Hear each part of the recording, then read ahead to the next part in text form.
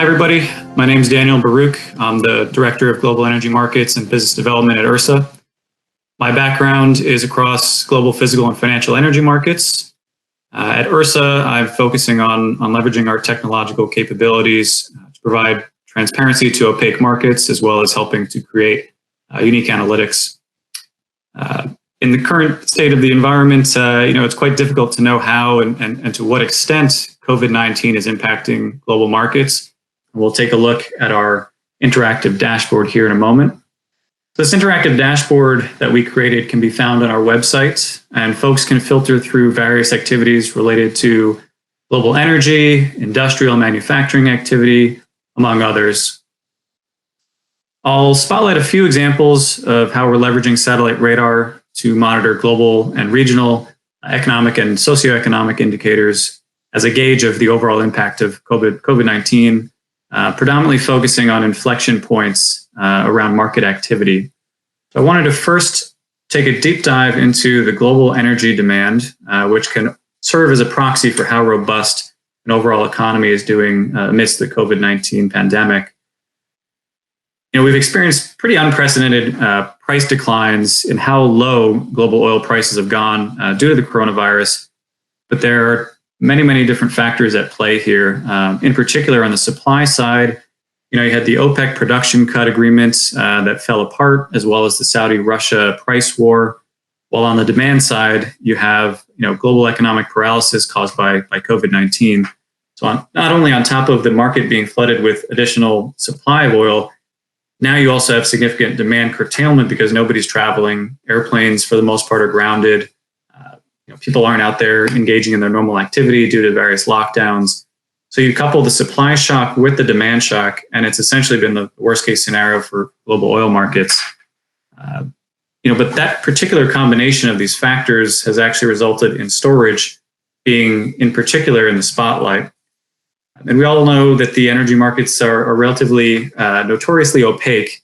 There's significant challenges when it comes to dealing with traditional oil storage data. It's often outdated, limited to a few locations, and can have variable accuracy. And that's the problem that Ursa is trying to solve. By leveraging our satellite radar intelligence, we're able to provide that level of transparency to these traditionally opaque markets. The market is grappling with the possibility of crude inventories potentially reaching full capacity around the world, having caused prices to collapse. But is storage really on the verge of running out? That's a question that we're continuously monitoring. And the narrative might be a bit disconnected from fundamentals currently. Wanted to take a deeper dive into what our measurements of crude oil inventories look like via satellite imagery.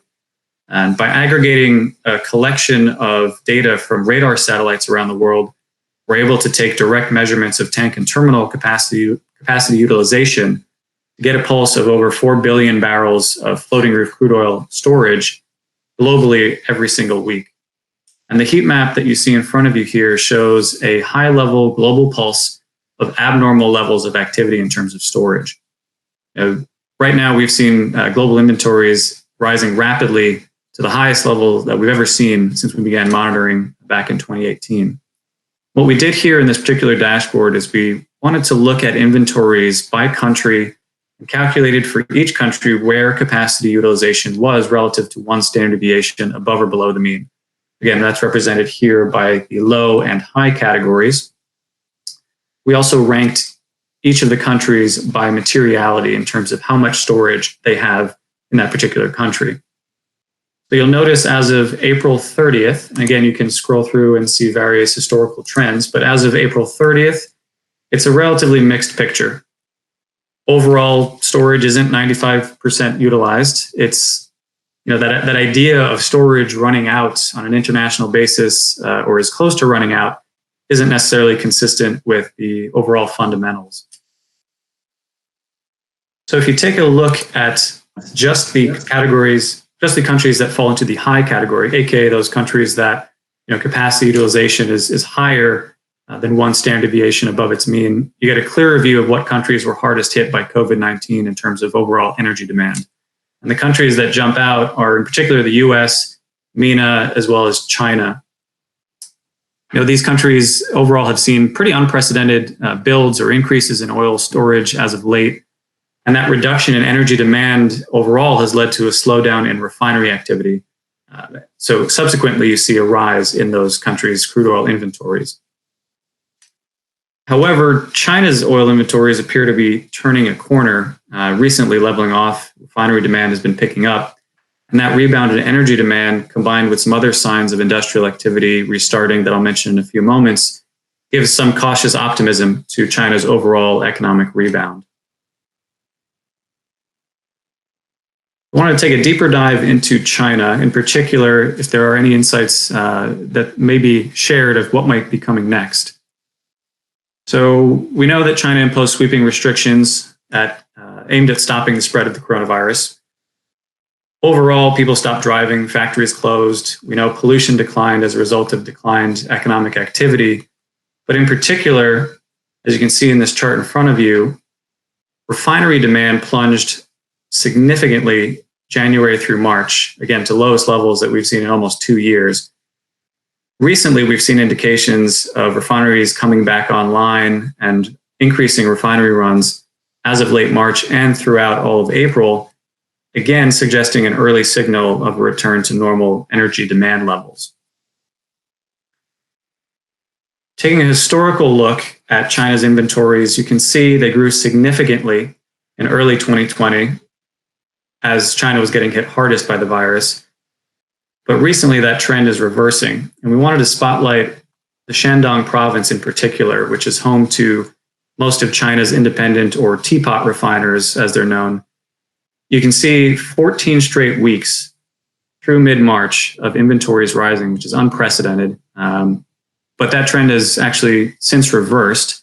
And that tends to tell us that there's been a sustained uptick in refinery runs and overall energy demand as the economy begins to overall ramp back up. Next, we wanted to take a look at what the recovery signals look like beyond just the energy sector within China. We wanted to spotlight a couple indicators in terms of manufacturing and industrial activity, potentially seeing if there are signals of inflection points of manufacturing or normal economic activity levels coming back. For this particular case, our team analyzed automobile production activity at the Volkswagen plant in Tianjin, China. Typically, auto manufacturers store finished cars in lots adjacent to the factories that they're produced at. So tracking the amount of cars in these lots can indicate the production level of a factory and potentially serve as a proxy for manufacturing activity to signal overall changes of economic activity. So you can see the optical imagery as well as the SAR imagery of the facility here.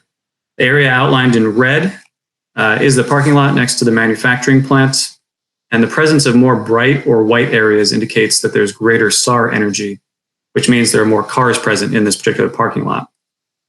You'll also notice, in particular on May 5th, there's significantly more SAR energy observed relative to mid-March. So we then quantified the SAR energy in those images to develop an index to determine overall activity levels. And in this particular SAR activity index, a score above 1 means that there's more activity than normal during that period, and a score below 1 means less activity than normal. So using this index, we observed a clear decline in activity in February, followed by the first reported case of COVID-19. By March, restrictions started to ease a bit. Workers were allowed to return back to the facilities. And overall, in April, we've seen a pretty steady increase overall in overall activity in terms of production at this facility. So again, this indicates the overall output that was curtailed early on due to the virus, but more recently might serve as a cautiously optimistic signal of manufacturing activity within the region returning back to somewhat normal levels. We performed a similar analysis on the Wuhan North Railway Station, which is the main freight railway station in China's Hubei province. It's also one of the largest facilities of its kind in China with over 112 tracks. We wanted to determine what were the industrial railway traffic impacts of lifting travel restrictions in the area. So again, using the SAR activity index, we noticed train activity falling after travel restrictions began on January 23rd in Wuhan. Activity remained at a 16-month low throughout March, and on April 8th, when authorities lifted the Wuhan lockdown, there was an immediate impact. We could clearly see a jump in activity, and that uptick was observed throughout April. There's been a little bit of a retracement as of early May, but our latest analysis still shows activity at the Wuhan railway station continues to remain above previous lockdown levels. Shifting gears to the US, we wanted to monitor key freight rail yards for observable signals of physical activity that might potentially signal changes in industrial activity or overall market demand and serve as a proxy for economic activity. Rail networks are essentially the artery of the economy. They carry goods throughout the country, just like how blood vessels carry oxygen throughout the body. And Chicago is king when it comes to rail activity in the US. There's more than a quarter of the freight rail cars and 1/2 of intermodal trains pass through Chicago. So we began by leveraging SAR at 9 Class 1 rail hubs near Chicago to try and help answer questions like, how has industrial demand in the US been impacted by COVID-19 cases? Does an increase in industrial rail traffic serve as a precursor for economic uptick? We wanted to start by providing some locational context accompanied with optical imagery. Similar to the Volkswagen plant that I shared just a moment ago, the presence of more bright or white areas means that there's greater SAR energy, which means, again, more rail cars being present. Using the index, our team saw minimal changes in SAR activity from January through present, which signals industrial rail demand overall has remained relatively flat. We're continuing to monitor these and additional hubs at scale to observe new trends that might emerge. So if folks are interested, they can continue to check back to this dashboard for updates to see if this trend continues or potentially if inflection points arise as a potential precursor for movement in economic activity. I also wanted to share a couple of examples that were not specifically related to COVID. We're also monitoring port activity to answer questions like, how busy are major commercial ports? Have containers begun to pile up? How frequently are ships loading and departing? And in particular, the case that we've highlighted in front of you here is the Rajeh port, which is situated in the Strait of Hormuz. It's by far the busiest export terminal in Iran. There's multiple transfer zones for petrochemicals, cargoes, rail, etc. So we use radar imagery to detect additive and subtractive change over time at the Rajeh port in terms of containers that may be stockpiling or movement of trucks and ships. We also observed some unit upgrades actually at the nearby Bandar Abbas refinery as well. So the red areas represent subtractive change, while the green areas represent additive change. The last example that I wanted to share refers to flood monitoring. SAR works regardless of cloud coverage, which is a very important feature when trying to assess flooding in near real time. In particular, I wanted to highlight a case from November of 2019. Western Kenya saw very deadly flooding when heavy rains hit a large portion of East Africa. You can see here in the time-lapse imagery, a local river overflowed quite significantly. The heavy rainfall caused severe flooding and mudslides in the area, and unfortunately, many villages were actually located in close proximity to the rivers, which only served to multiply the impacts of the flood for many of the residents. And the flooding also degraded access to critical infrastructure, including power lines, road networks, and bridges throughout Kenya. So just to recap, people are clamoring for information, obviously, about the impact of COVID-19 and in particular what's overall happening in reality in China. But I wanted to share a couple examples of Ursa's capabilities here. We continue to share different insights, scale them, and monitor more and more activity. But there are many different locations that folks could be interested in. If there are any that you or your colleagues are interested in terms of different locations, industries, activities, trends, as they relate to impact of COVID-19 on global markets, feel free to reach out and let us know what's of most interest to you by clicking this red button at the bottom right corner of our dashboard. We'll be sure to look into it. And with that, I want to thank everybody for your attention.